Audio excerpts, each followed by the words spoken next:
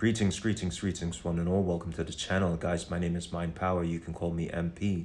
On this side of TikTok, we turn our pain into possibilities, purpose, and power. And the shame the narcissist puts on us, we turn that into solutions and services. And therefore, this is my service unto you. Well, welcome aboard. Welcome to the channel.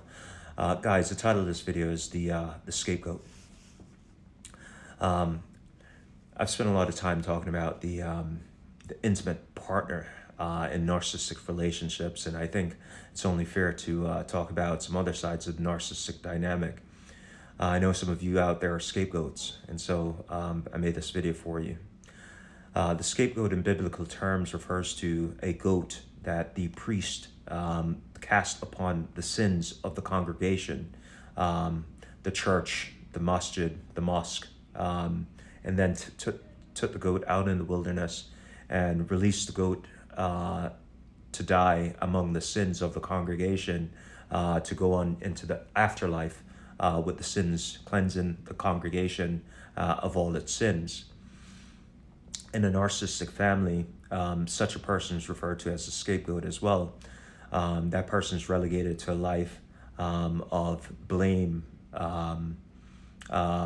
subjected to ridicule, criticism, a separation from the family, isolation, abuse, and just about anything ungodly you could think of.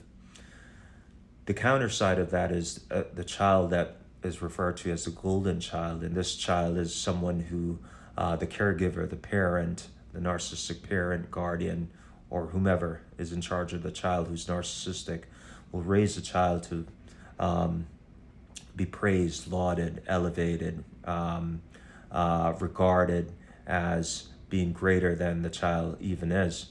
They'll expect the child to have some special talent and powers beyond the capabilities of the child. In other words, the child is just average, and they put all this praise upon the child as though they're something special. The golden child is also a child who's tremendously abused. Golden child normally grows up to be a narcissist themselves. The golden child is just not strong enough to face the wrath of the narcissistic parent or caregiver, and so their coping mechanism is to abandon themselves and adopt a false self, which sits in place to praise and hold up the grandiosity of the narcissist. The scapegoat is a child who was not broken by the narcissist and could not be broken by the narcissist, and probably could never be broken by the narcissist, though they sustain tremendous levels of abuse, lifetime of abuse from the narcissist. What will happen is you'll see this play out in many ways in the family. If the golden child is crying, the narcissistic parent will immediately go to, what did the scapegoat do to you while you're crying? If the scapegoat is crying, the narcissistic parent will say, "Oh, shut up, you sissy, you're so weak, you're just a wuss. There's nothing good about you. You're always crying. Get out of my face," you know. Another example could be, you know, if they just got a new sweater or something, and you know another family member sends sweaters for the Christmas holiday or something to both children. The narcissistic parent will look at the golden child and say, "Oh, you look so great. That looks great on you. You look awesome. Look at you. You look so good." And for the scapegoat, they'll go, "Oh, you look disgusting. Take that off. You look horrible. Did you gain weight? What is going on with you? I told you to stop eating. Have you been stealing the food again?" That kind of stuff, right? It'll go as far as going to college, where the golden child will somehow miraculously get all their college tuition paid. But when it's time for the scapegoat to go to college, "Oh, we can't afford it. Why don't you go take out a loan and go to junior college? That's probably the best thing for you," right? If the golden child gets an A- on an exam, you'll see the narcissistic parent flip out, do backflips, cartwheels, jump for joy, right? Or even go and challenge the teacher why they didn't get an A++ even though they missed, three questions, they got completely wrong, and they got graded on a curve. The scapegoat, however, would have gotten 2 A++s, right? Completely correct all answers plus 2 extra credit, 2 extra points, and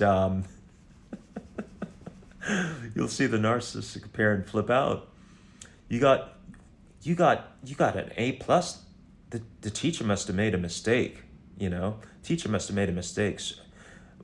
Why didn't you get an A on the physics test? You got a B+ here. Why didn't you get an A on this test? You must be stupid. There's got to be something wrong. And this is a dynamic that plays out the entire life. And this is the easy part. In the worst case scenario, you'll see on the TV sometimes where the police raids a house and they find inside the house small children. And, there's one child in a back room locked away in a dog kennel with a big padlock on the front door. And inside of that kennel, is a scapegoated child who has been fed scraps, bits, and bobs of leftover meat and bone carcasses from chicken dinners 3 weeks ago, right? And there's no water in the kennel. This is the life of the scapegoat. And what you'll see play out over the lifespan of the scapegoat is a need to fit in, a need to assimilate, a need to the need for recognition, a fear of authority. They would supplicate themselves to authority, meaning they would abandon their own authority, their personal authority, their personal physical authority to whomever, meaning if it's a woman, she'll try to please a man in just about any way because the lack of attention they would have gotten growing up in such a family.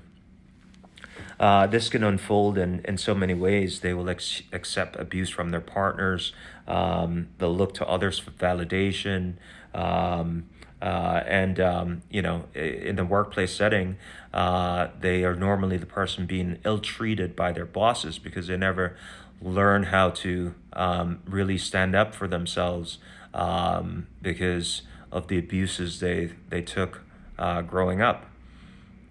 They have just a reverence for authority, a misplaced reverence for authority, misguided reverence for authority. So in the workplace dynamic, they get abused by the boss, by just about everyone, treats them like crap.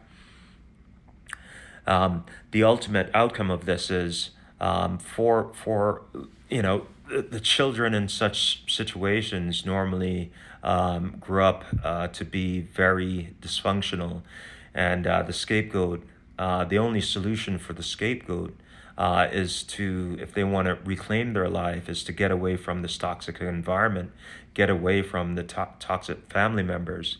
And so the best solution is to go no contact with the entire family. And sometimes that's almost hard or impossible for the scapegoat. But it is probably the best thing they could do. I think the thing we need to understand with narcissism is that when you're born into the narcissistic family or you end up marrying someone who's a narcissist, sometimes the best thing you could do is cut your losses, start over your life, take it on the chin, and move on. Many covert narcissists were abandoned by their family members. Grandiose narcissists are normally the golden child, and the cerebral narcissist is usually the child that gets doted on by the narcissist, praised for being so smart academically, right? And the somatic narcissist is normally the child who is physically exploited. And that's my video, guys. I'll see you on the next one. Thank you. Like and share.